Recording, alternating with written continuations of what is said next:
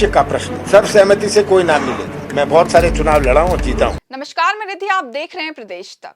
मध्य प्रदेश में कांग्रेस की पहली लिस्ट को लेकर पूर्व मुख्यमंत्री कमलनाथ ने बीते दिन बातचीत की। बातचीत के दौरान कमलनाथ ने मीडिया से कहा कि 230 विधानसभा सीटों के लिए 4000 दावेदारों ने अपनी दावेदारी पेश की थी और हमने सबकी सहमति और राय लेकर सबके नाम घोषित किए हैं। इसके साथ ही कमलनाथ ने यह भी कहा कि उन्हें अपनी राजनीतिक जीवन में एक ऐसा भी उम्मीदवार नहीं मिला जिसने कहा है कि वह चुनाव हार सकता है। सबसे चर्चा करके, सबसे अपनी राय लेके हमने घोषित करे हैं। कभी भी सर्वसहमति से कोई नाम नहीं लेता। वीडियो में पूर्व मुख्यमंत्री कमलनाथ कहते हुए नजर आ रहे हैं कि सभी दावेदार अपनी जीत का दावा करते रहते हैं, बाकी सीट हम अगले 2-3 दिन में घोषित कर देंगे। इसके साथ ही उन्होंने पहली बार टिकट देने का क्राइटेरिया भी सबको बता दिया। कांग्रेस ने 144 प्रत्याशियों को मैदान में उतार दिया है। अब दूसरी सूची पर पार्टी मंथन कर रही है। पूर्व मुख्यमंत्री कमलनाथ ने दावा किया कि नवरात्रि के दौरान ही दूसरी सूची भी जारी कर दी जाएगी। हालांकि सूत्रों के अनुसार दूसरी सूची के पूरे नाम अभी तय नहीं हुए। आसार है कि तीसरी सूची में भी सभी उम्मीदवारों का फैसला हो जाएगा। बीते दिन कमलनाथ ने मीडिया से चर्चा के दौरान कहा कि इस बार 4000 से ज्यादा दावेदारों ने अपनी दावेदारी पेश की है। सभी दावेदार खुद की जीत को लेकर अलग अलग दावा पेश कर रहे हैं, मगर पार्टी ने अपने क्राइटेरिया के तहत ही दावेदारों को टिकट दिया है। उन्होंने यह भी कहा कि दावेदारों की जीत के सभी पैमाने को देखने के बाद पार्टी ने नाम तय किए हैं।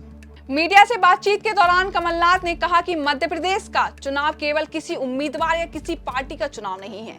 ये चुनाव प्रदेश के भविष्य का चुनाव है। ऐसा चुनाव मैंने अपने 45 साल के जीवन में कभी नहीं देखा। मध्य प्रदेश का चुनाव 17 नवंबर को किसी उम्मीदवार, केवल किसी उम्मीदवार या केवल किसी पार्टी का नहीं है, मध्य प्रदेश के भविष्य का है।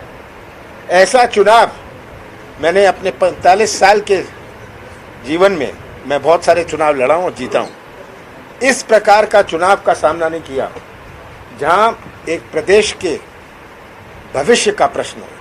ये आज प्रदेश के भविष्य का प्रश्न है। आपको बता दें कि कमलनाथ ने पहले चुनाव न लड़ने की इच्छा जाहिर की थी, मगर बाद में उनका नाम छिंदवाड़ा से सामने आ गया।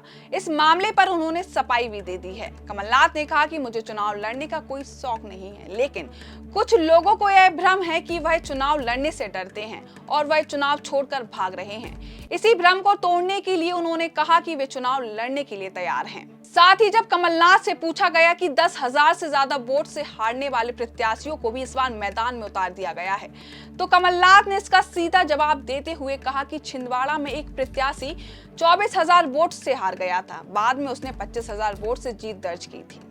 साथ ही उन्होंने यह भी कहा कि प्रत्याशी को टिकट देने से पहले हार को लेकर भी कई मंथन किया गया है। इसके साथ ही पूर्व मुख्यमंत्री कमलनाथ ने बीजेपी और अन्य दलों को छोड़कर कांग्रेस में शामिल होने वाले नेताओं को लेकर सफाई दी है। उन्होंने कहा कि जहां पर कांग्रेस संगठन ने रजामंदी दी है, वहीं पर दूसरे दलों से आए नेताओं को कांग्रेस ज्वाइन कराई गई है। साथ ही उन्होंने यह भी कहा कि कई स्थानों पर संगठन की सहमति नहीं है, जिसके बाद कांग्रेस में आने चाह रहे जो नेता हैं उनको रोक दिया गया है और कांग्रेस ज्वाइन करने का फैसला संगठन ही ले रहा है। फिलहाल इस खबर में बस इतना ही। देश दुनिया और अपने आसपास की ताजा तरीन वीडियो को देखने के लिए प्रदेश तक को लाइक करें, फॉलो करें और यूट्यूब पर सब्सक्राइब कर बेल आइकॉन को दबाना ना भूलें। साथ ही ऐसी ताजा अपडेट के लिए pradesh tak.com पर विजिट करें।